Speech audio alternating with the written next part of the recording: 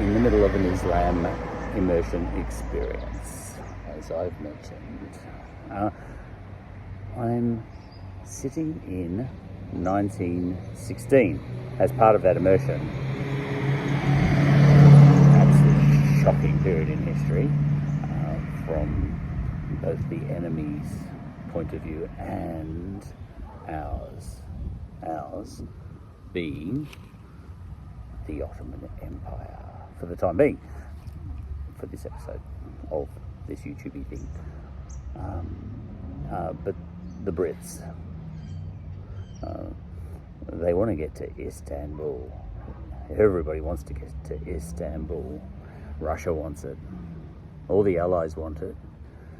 England wants it. France wants it. Everyone wants Istanbul, or Constantinople, as it is called at the moment here in 1916.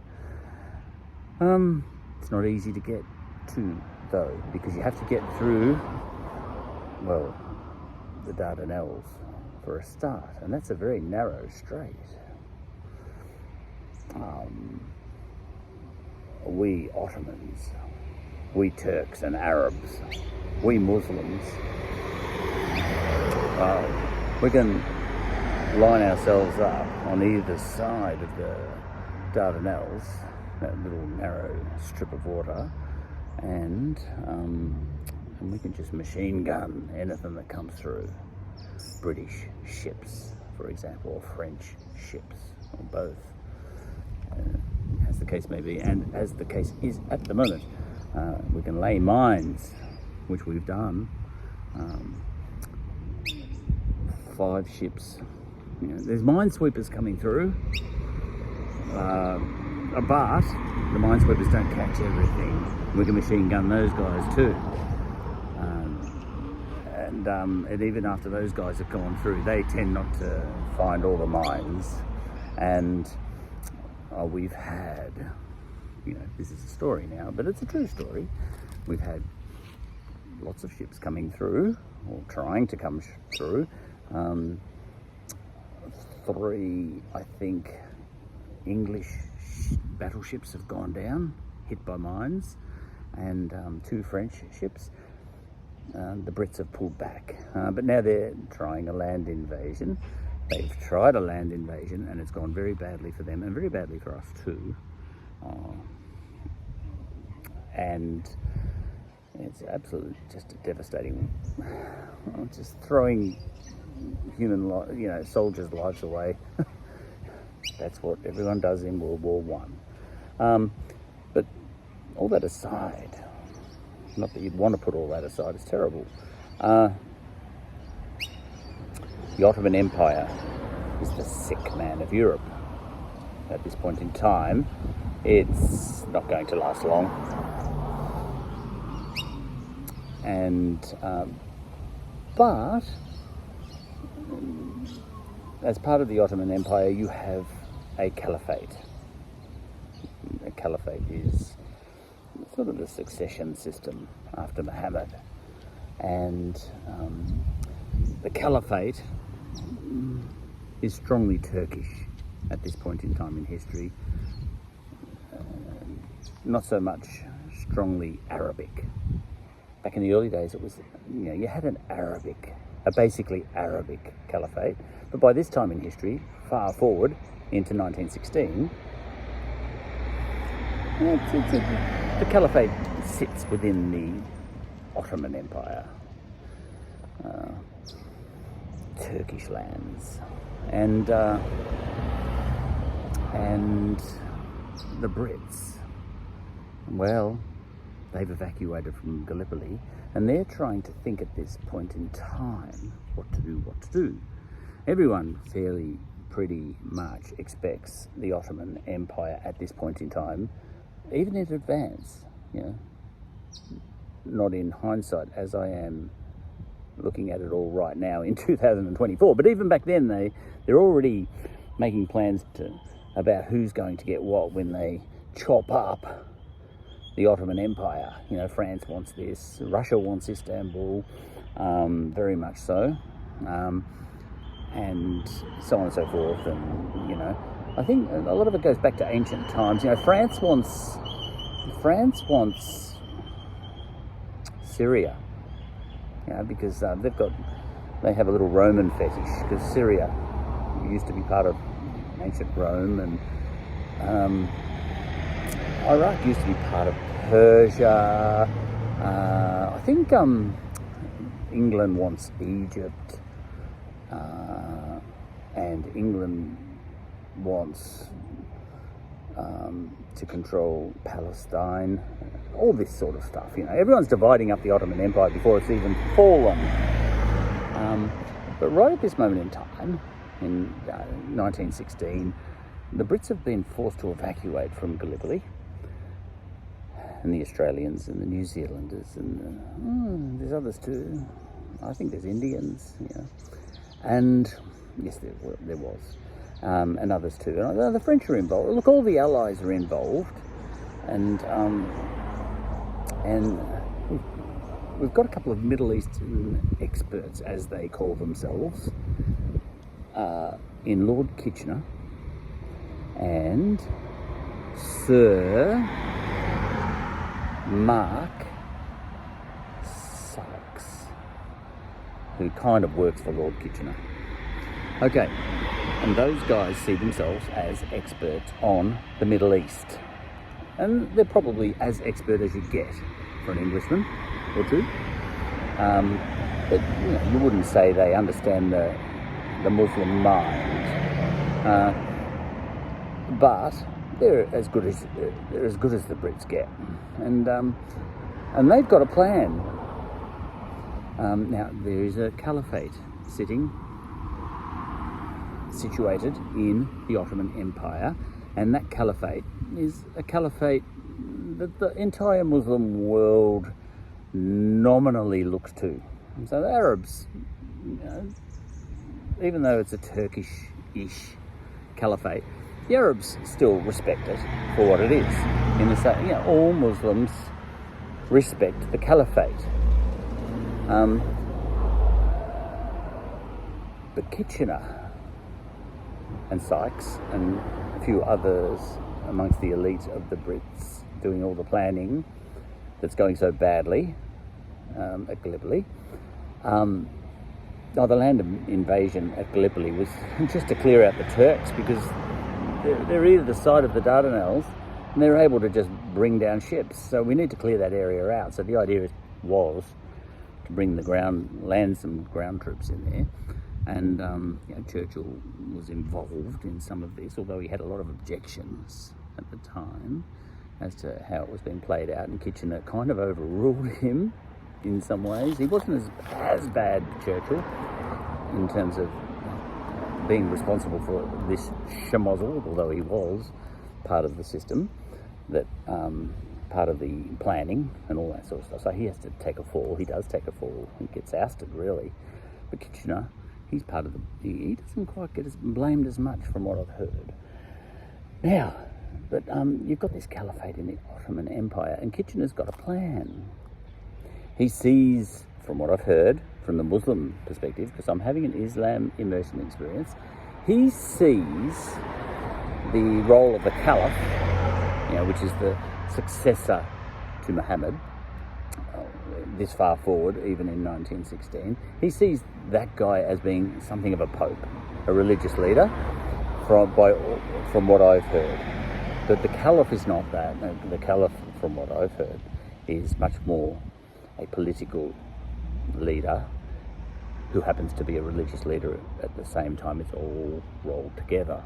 The Pope's not quite that these days anyway. In the West, the way the Western brain works, you've got the three estates. You've got the priestly class, which is the first estate. It's just the way we think when we're Westerners. And you've got the power, the political class, and they derive power from this is the ancient way in the West, the way things are done. So you kind of have the king and you have the Pope, that sort of thinking.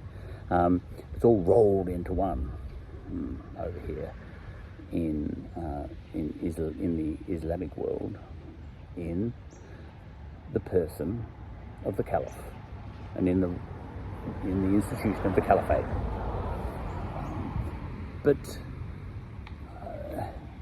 Kitchener's got an idea, and he sees things in an ethnic way, and in that English way of divide and conquer and all that sort of thing. And he's thinking, if we get because he's situated back in the Middle East more than in Turkey, didn't make it into the Ottoman Empire proper. Kitchener failed. Everyone's evacuated from the Dardanelles, from Gallipoli and all that sort of stuff, and they're all sitting back saying, what the hell do we do about the Ottoman Empire here? We know it's going to fall, but it's a little bit, it's taking a little bit more effort than we thought.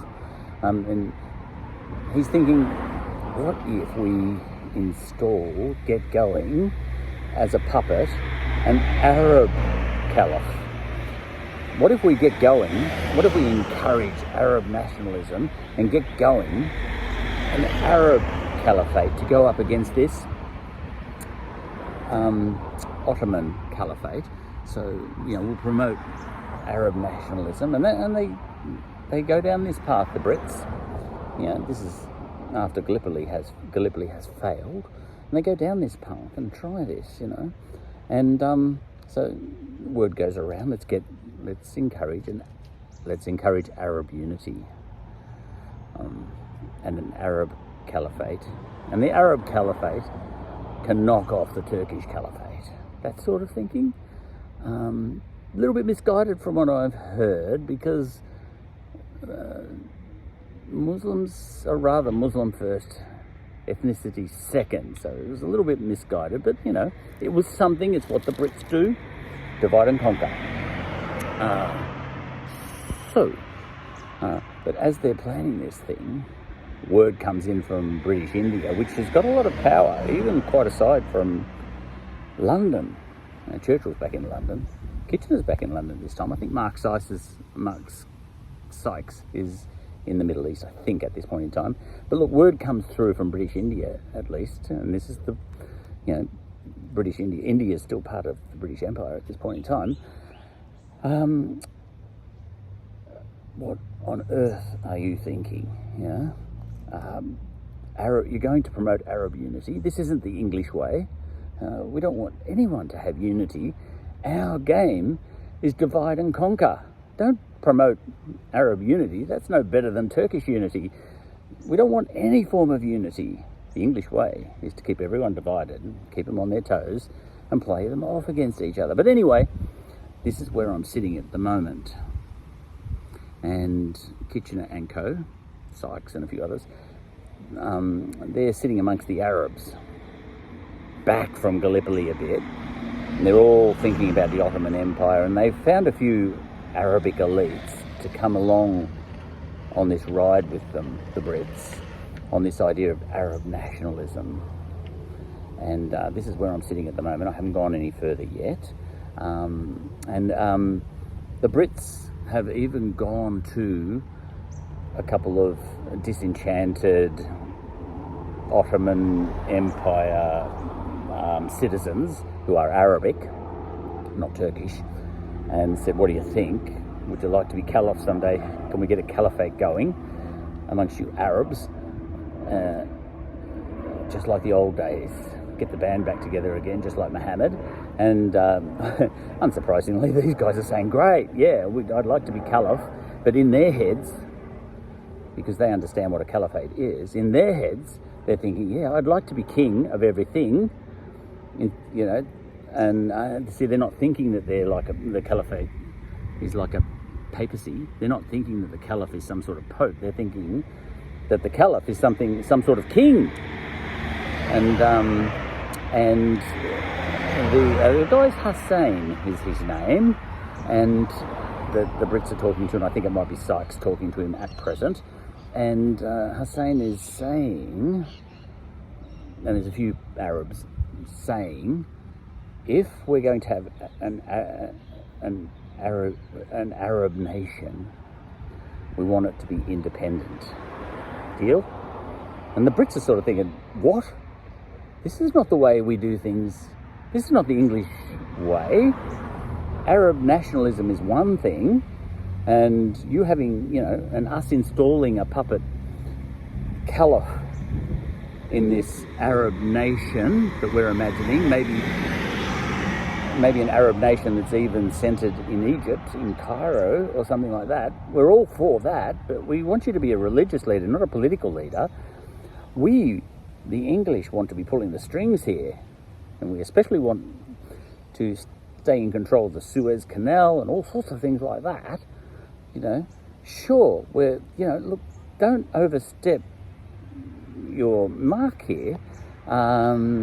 This is not the English way for you to be entirely in control. We will call the shots, and you can be sort of the religious leader. But the Arabs aren't thinking like that. They're thinking they want an Arabic land, an Arabic nation of some sort, an Arabic caliphate. So that's the, there's a bit of a misunderstanding between Arab think and Brit think at this point in time, and this is where it all sits at the moment. I don't know where it goes next. Look, I roughly do. To hell in a handbasket, actually.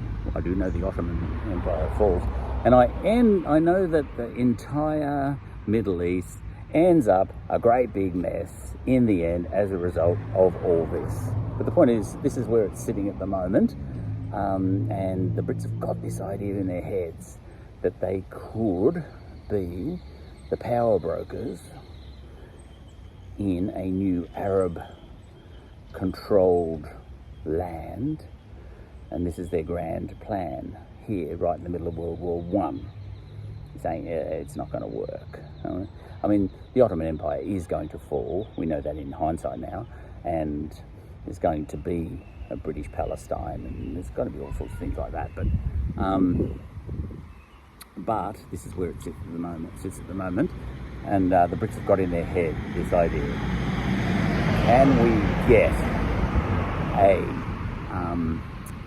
an Arabic caliphate happening to go up against this Ottoman caliphate that we've got going? Can we do this along ethnic lines to a certain extent? And it doesn't work. The caliphate actually disappears pretty quickly. I don't know exactly when, but I think World War sees off not only the Ottoman Empire, but also the whole idea of a caliphate. I think all that gets knocked off. This ancient, going back to the time of Muhammad, idea of a caliphate throughout the centuries gets knocked off, doesn't it? I don't exactly know when that gets knocked off. I bet you it goes down with the Ottoman Empire. So whatever the Brits are planning, and whatever the Turks are hoping, and whatever the Arabs are hoping for too, I think it all goes to hell in a handbasket at some as World War One and then World War Two plays out. And we're still quite a long way from 2024 at this point in time in the Middle East and thereabouts. We're back in 1916, but we know that fast forward to 2024 and it's an utter mess. So someone stuffed up something along the way, but I've got a long way to go in my Islam immersion experience to make sense of any of that. I started at Muhammad and I've worked my way to 1916, and that's where I sit right now.